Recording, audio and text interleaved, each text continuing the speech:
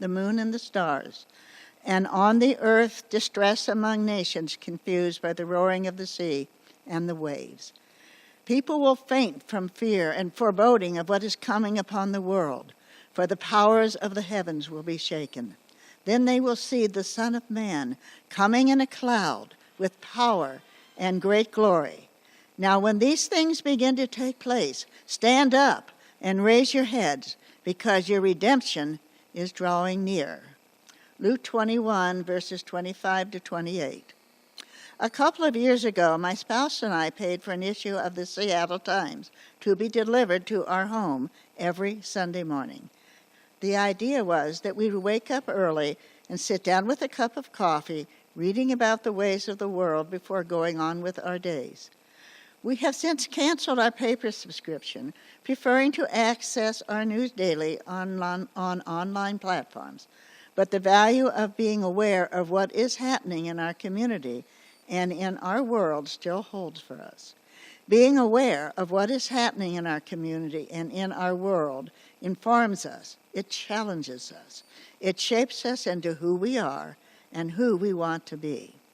What do you see when you look around at the world around you? What do you see when you look at your community around you? Often our news cycles are filled with stories about genocides and wars, growing poverty and increased justice, Black lives killed and women being erased from history books, homelessness and houselessness, unemployment, addictions, and the impact of natural disasters around the world. This is true of our generation today and for generations past, and it will be true for generations to come until we are able to live into God's preferred future. But I have to believe that it is coming, that God's preferred future will surely come. As we journey through this season of Advent, I wonder if this text helps us first to ground ourselves in the way that the world is before we move into the world in which we hope to live. Jesus came to be the embodiment of hope, peace, joy, and love, because there is pain, because there is hurt, because of the way the world already is. Let's not run from brokenness, but be ready, because redemption of the world is drawing near.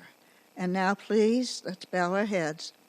Take some time today and scroll through a trusted news source. Don't skim, but rather sit with each story. Feel the brokenness in our community and our world. Pray for the fullness of hope, peace, joy, and love to come. Amen.